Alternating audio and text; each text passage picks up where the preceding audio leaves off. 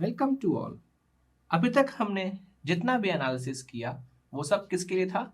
एक single row of moving blade के लिए था।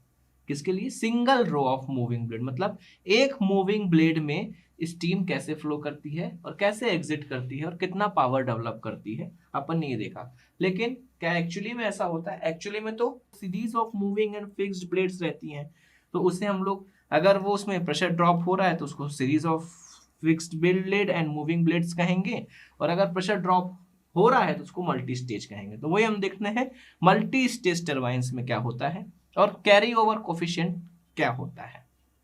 तो उसके लिए सबसे पहले अपने को देखना पड़ेगा डायग्राम। अपन अभी तक क्या नीचे से ऊपर चलते थे? एक आपको एग्जांपल दे दे, नीचे से ऊपर से नीचे चलने वाला भी कैसे बनता है। ये अपनी ब्लेड हो गई। यहां पे ब्लेड में क्या होगा? ये अपना आया क्या?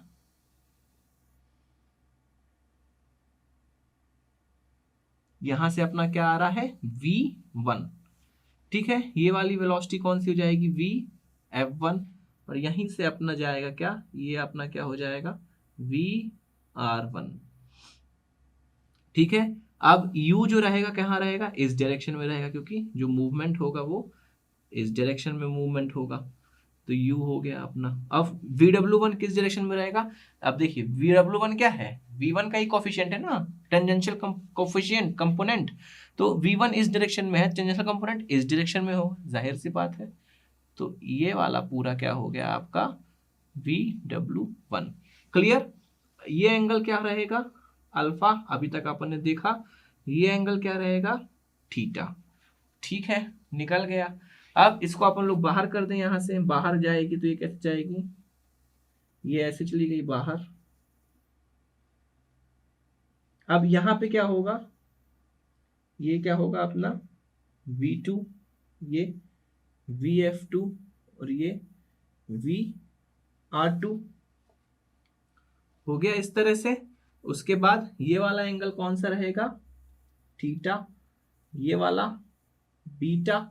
अब u कहाँ रहेगा? u इस डायरेक्शन में। u देखिए किससे किसके बीच में बन रहा है? v1 और vr1, तो ये v2 vr2 के बीच में बनेगा ये u।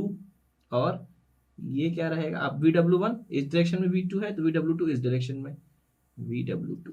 ये हो गया।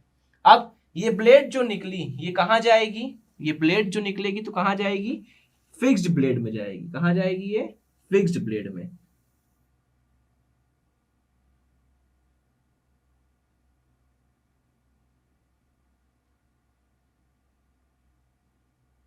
ये आपकी क्या हो गई? Fixed blade. फिक्स्ड ब्लेड में क्या होगा कि ब्लेड आई यहां से B2 से निकली, तो ये क्या हो गई? Fixed blade. ये आपकी क्या हो गई? Fixed blade. फिक्स्ड ब्लेड क्या करेगी? सिर्फ डायरेक्शन चेंज करने का काम करेगी। तो फिक्स्ड ब्लेड से जो लाइट निकलेगी यहां से निकलेगी। यहां से क्या हुआ? अब निकल के वो कहां जाएगी? अगले रो ऑफ मूविंग ब्लेड में जाएगी। तो ये निकल गई यहां से। फिक्स ब्लेड का काम क्या था? डायरेक्शन चेंज करना। डायरेक्शन चेंज कर दिया जिससे कि हर एक मूविंग ब्लेड में जो इनलेट हो वो सेम डायरेक्शन में हो, जिससे सारी मूविंग ब्लेड एक डायरेक्शन में ही मूव करें। तब ये मूव इन निकली तो ये कहां पे जाएगी? वापस से कहां जाएगी? दूसरी मूविंग ब्लेड में जाएगी। तो ये मूविंग ब्लेड में गई, तो मूविंग ब्लेड का वेलोसिटी डायग्राम कैसे बनेगा इसका? ऐसा। ये आपका ये। ठीक है, अब इसमें नाम देते हैं। ये V2 निकल रही है यहां से, exit from first row of moving blade. इसको लिख लीजिए, first row of moving blade. फिर ये क्या है? Fixed blade. और ये आपकी क्या हो गई? Second row of moving blade. ठीक है, तो अब V2 से निकल रही, तो आइडियली क्या होना चाहिए? जिस वेलोसिटी से ये एग्जिट करी फर्स्ट रो से, उसी वेलोसिटी पे क्या जाना चाहिए? फिक्स्ड ब्लेड में जाना चाहिए। लेकिन अपन लोग इसको क्या मानेंगे? v1 डैश वेलोसिटी से गई। अब v1 डैश वेलोसिटी से फिक्स्ड ब्लेड में इनलेट हुआ। अब तो फिक्स्ड ब्लेड से आउटलेट किस वेलोसिटी में होगा? v2 डैश वेलोसिटी में। फिक्स्ड ब्लेड से आउटलेट किस वेलोसिटी में होगा? v2 डैश वेलोसिटी में। लेकिन v2 डैश वेलोसिटी से जब इन आउटलेट हुआ, तो जब यहां तक पहुंची तो क्या होगा? वो v1 डबल डैश वेलोसिटी से। आप समझ पा रहे हैं मैं क्या कह रहा हूं? ध्यान दीजिए, v1 वेलोसिटी से इनलेट हुआ मूविंग ब्लेड में और v2 वेलोसिटी से एग्जिट हो गया मूविंग ब्लेड में। अब बीच में क्या हुआ? बीच में थोड़ा तो गैप रहा होगा ना, तो अगर बीच में कोई लॉस नहीं होगा तो v1 dash is equal to कितना होगा? v2 विदाउट लॉस, बिना किसी लॉस के। देखिए कोई लॉस नहीं हुआ, और अगर कुछ लॉस हुआ काइनेटिक एनर्जी का तो v1 dash will be less than क्या होगा? v2 विथ लॉस, यदि कुछ लॉस हुआ तो। इसलिए अपन ने इसको अलग नोटेशन दिया है v1 डैश। अब v1 से जब फिक्स ब्लेड से ब्लेड निकलेगी तो क्या होगा? यहां पे भी कुछ फ्रिक्शन हो सकता है, तो v2 dash is equal to v1 dash for smooth, अगर फिक्स ब्लेड क्या है? स्मूथ है, और v2 डैश जो रहेगा वो लेस देन किससे रहेगा? v1 डैश से फॉर नॉन स्मूथ, अगर स्मूथ फिक्स ब्लेड नहीं है विथ फ्रिक्शन, क्या होगा? Fixed blade. अगर फ्रिक्शन हो रहा है तो फिक्स्ड ब्लेड में भी क्या होगा? v1 डैश से गई लेकिन निकली कितनी? v2 डैश से। v2 डैश क्या होगा? कम।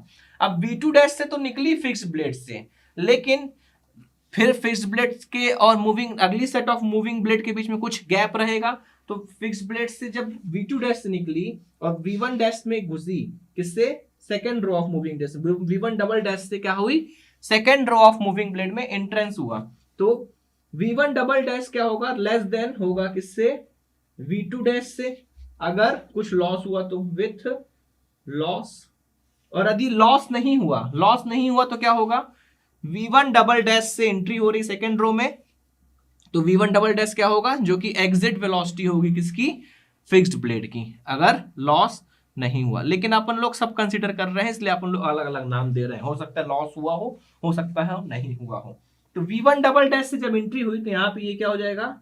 vr1 डबल डैश, ये vf1 डबल डैश, और ये वापस से अपना क्या हो जाएगा? u, और ये वाला कितना?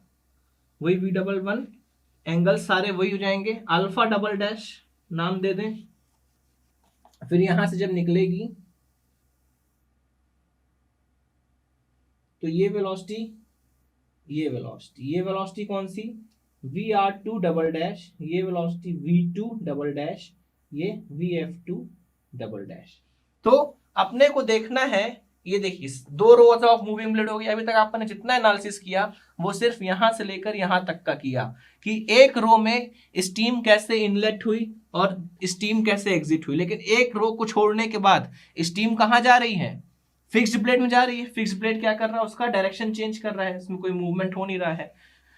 फिक्स्ड ब्लेड डायरेक्शन चेंज कर दिया तो फिर जब वेलोसिटी निकली तो वो कहां गई? Second row of moving blade में। अब बीच में क्या हो रहा है? एक रो से दूसरे रो के बीच में जाके कुछ लॉस हो रहा है। क्या हो रहा है? कुछ लॉस हो रहा है। तो कैरी ओवर कोफिशिएंट जो है वो यही बताता है कि लॉस क्या हो रहा है बीच में। तो it gives an indication about the amount of kinetic energy lost in between the stages. मतलब बिटवीन स्टेजेस में, दो स्टेजेस के बीच में काइनेटिक एनर्जी कितनी लॉस हो रही। देखिए कितनी लॉस हो रही है। यहां से काइनेटिक एनर्जी कितनी? v2 वेलोसिटी से निकली थी, लेकिन यहां पे किस वेलोसिटी से पहुंची? v1 डबल डैश से।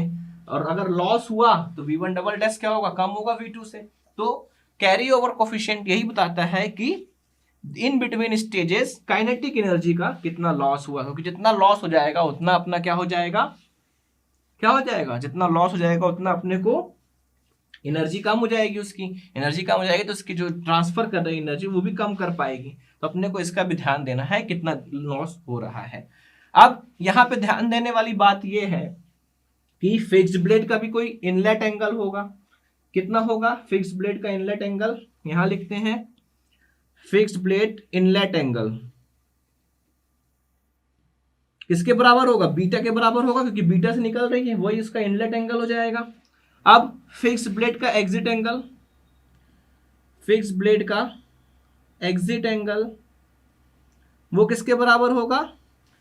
Inlet angle of nozzle. यहां पे जो ये होगा ये किसके बराबर है? Alpha double dash. तो ये अल्फा डबल डैश के बराबर होगा एग्जिट एंगल। ये अपने को ध्यान देना है। अब v1 डबल डैश क्या है? Less than v2 dash. तो कैरी ओवर कोफिशिएंट क्या करता है? समझ में आया कि 2 रोज ऑफ मूविंग ब्लेड में कैसे होता है। इसका सॉल्यूशन भी अपन देखेंगे अभी क्वेश्चन में कैसे सॉल्व करते हैं अगर 2 सेट ऑफ मूविंग रेस का क्वेश्चन आ जाए तो। अब कैरी ओवर कोफिशिएंट में आते हैं। तो कैरी ओवर कोफिशिएंट मैंने बताया क्या बताता है, it gives indication about the loss of kinetic energy between the stages. Actually में क्या होता है carry over coefficient, it ratio होता है कितना, कि जो काइनेटिक एनर्जी अवेलेबल है second row of moving blade में यूटिलाइज करने के लिए अपॉन में जितनी काइनेटिक एनर्जी फर्स्ट ब्लेड से निकल रही है उसका रेशियो होता है। सो कैरी ओवर कोफिशिएंट क्या हो जाएगा अपना, किससे डिपेंड करेंगे, कैरी ओवर, इस सिंबल से फाई कैरी ओवर से रिप्रेजेंट करते हैं इसको।